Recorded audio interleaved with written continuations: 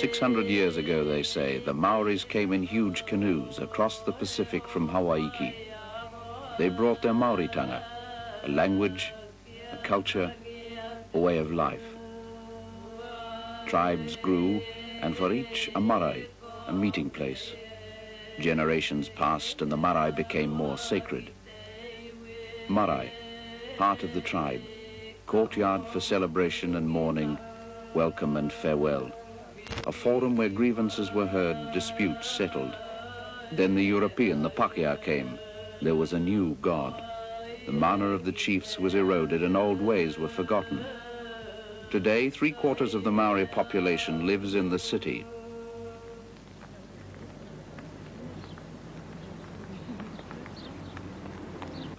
Urban Marae, a traditional form adapted for survival. The new Marae of the urban drifters. Architect design, building code abiding, fundraised and government assisted, with multiracial local population as tribe.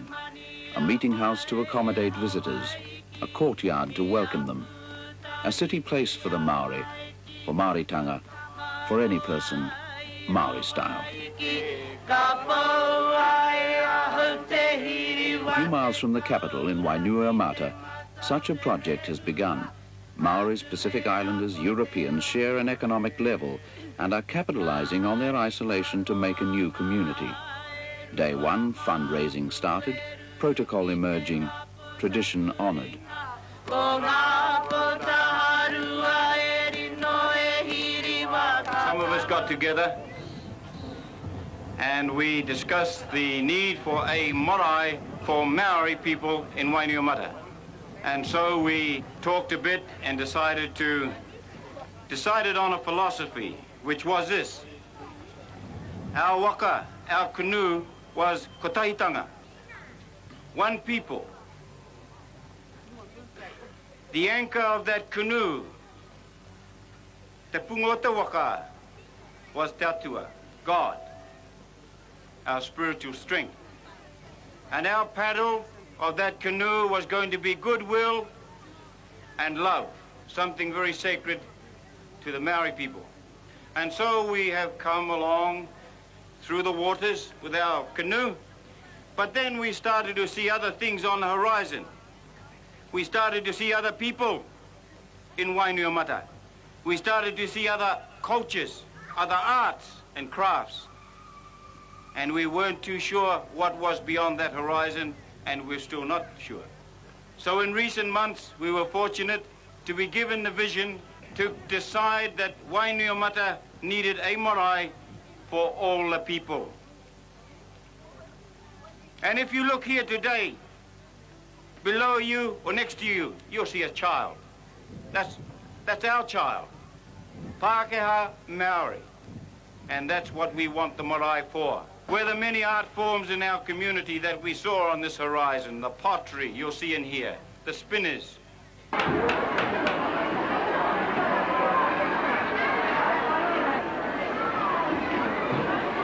leave it with you. I'll just have a little bit of stuff in there.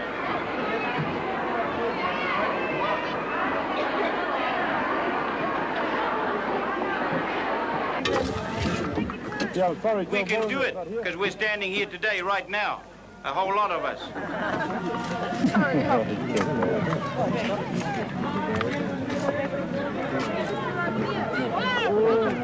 No, you go through.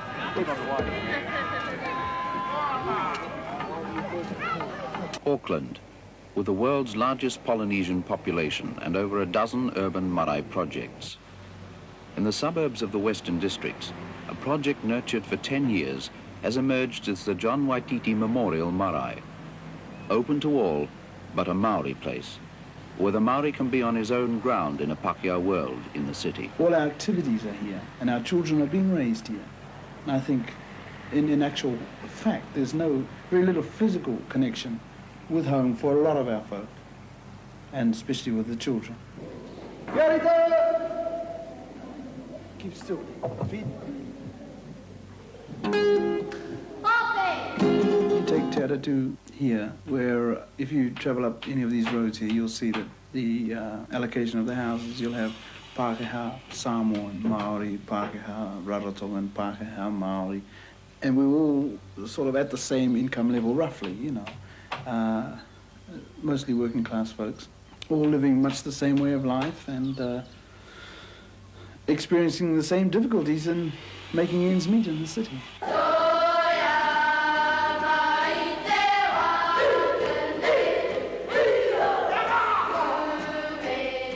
The culture group that's around here and various other groups have made the people get a sort of West Auckland identity, if you like. Most of them, especially the Marae ones, know that we are working for a Marae.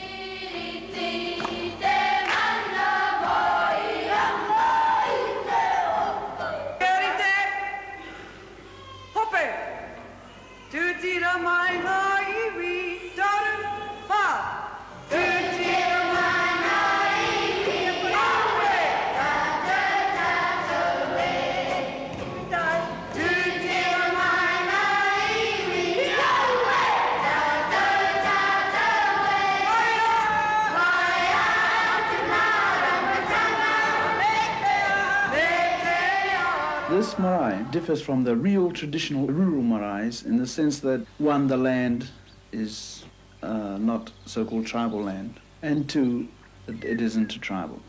The area we have given by the council is excellent. It's about 5 acres, and we cleared the bush, and we hope to plant native trees. What is happening now with the expansion of places like Auckland is that it's the city kid who's missing out and not getting into these things. So it's up to us to take care of our own people, our own kids. All right? Like you're flocking.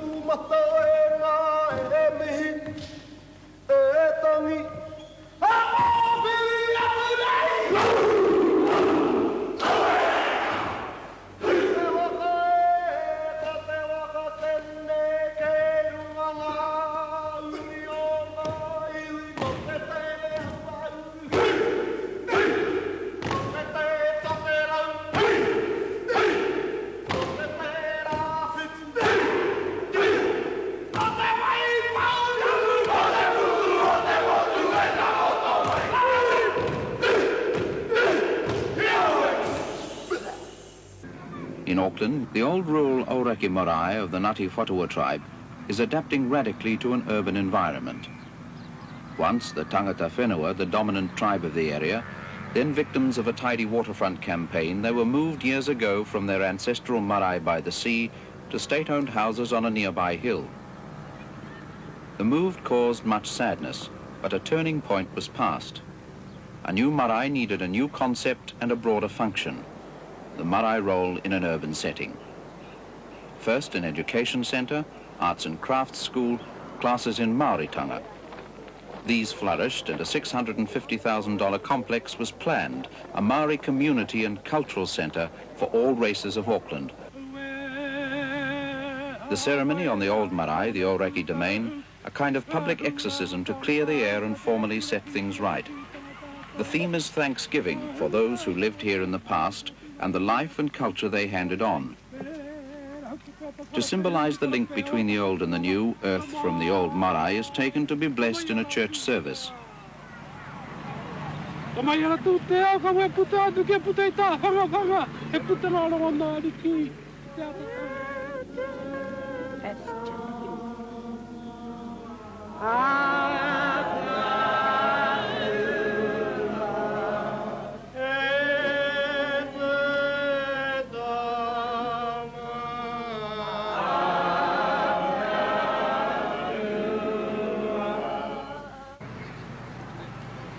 The soil is then taken in procession to the new marae, where the visitors are challenged and welcomed by the tribe in the traditional manner.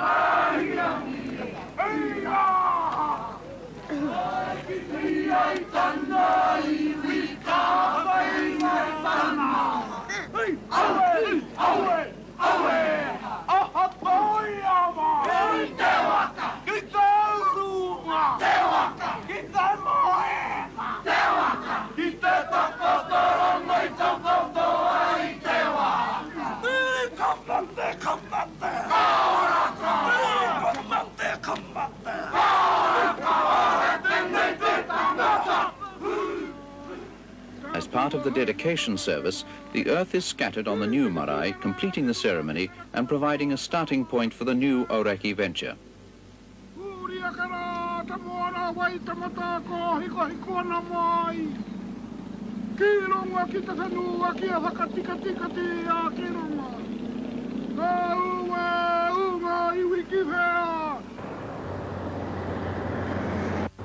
Te Kahui Rangatahi, a Maori club off to the country.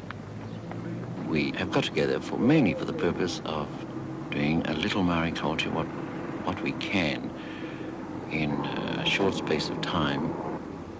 I take them on these trips for a purpose. I take them back to the Marae where they can rekindle their Maori spirit and learn again the importance of the Marae.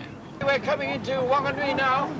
We're going to visit Putiki Marae, one of the most important maraes in the Aotea Kurahopo district. Leslie is our host. She comes from this marae. This is one of her maraes. It is an important one, and it is one of the few places where you still see the old type of meeting house without any flooring. That doesn't mean to say that it is not a good meeting house. It's a better one than mine with the floor in it. Leslie will direct us. We'll be here for about an hour, and then we'll find somewhere to have a bit of chow, and then we're away on the next stage. Okay?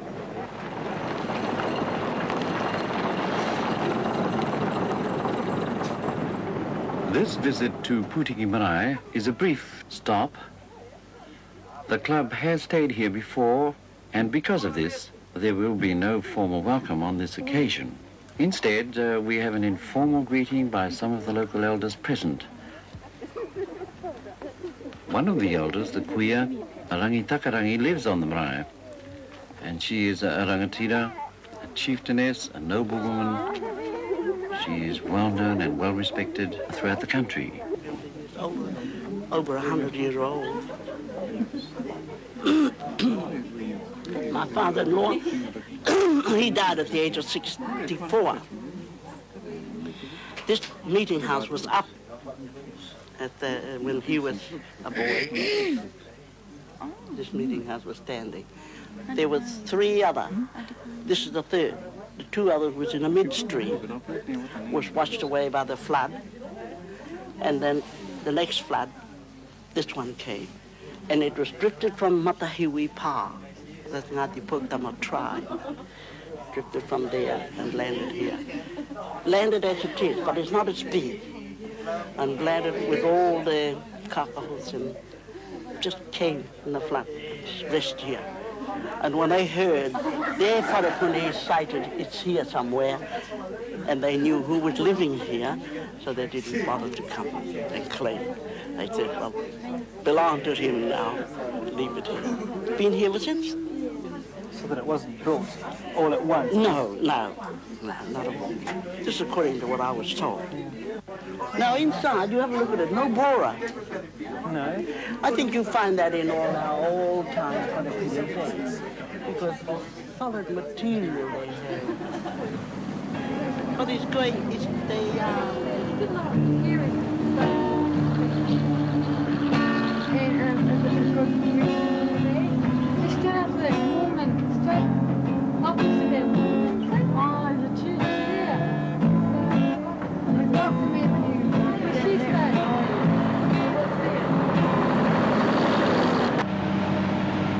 I'm not sure what will happen here, but I think we're going fairly close, fairly tight, and we'll try and cut it short, mainly because we are late, a little late, not all that badly. We're going to have the welcome, tangi, pōwhiri, speeches from them, replies from us, and I might call on one or two of you to help me on this one. They might have 3 or 4 speakers. Just short, sweet, to the point, and I suggest that you put on jackets because I think it's going to be fairly cold on this marae.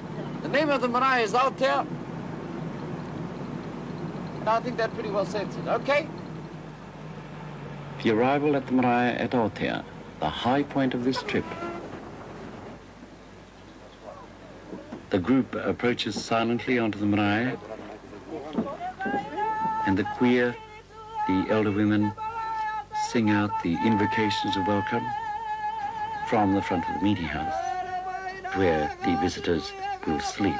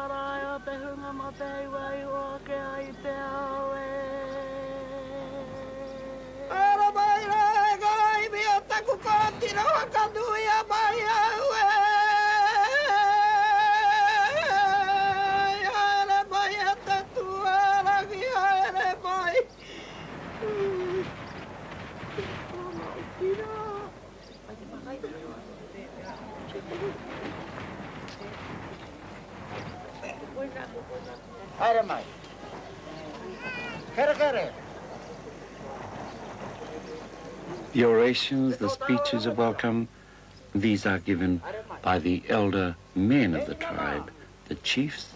In their orations, they pay their respects to the dead.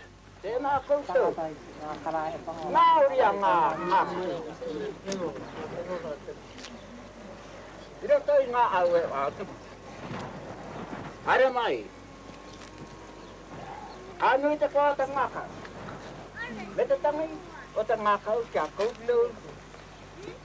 Kia ina tanga mai. Tamatu.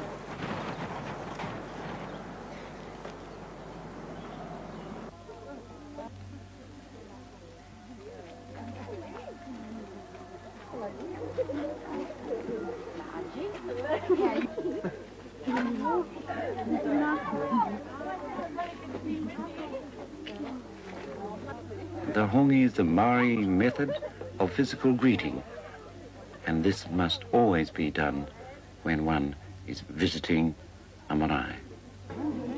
The farewell hakari, the feast, it is an important occasion. It is the final opportunity for hosts and guests to thank one another before they part.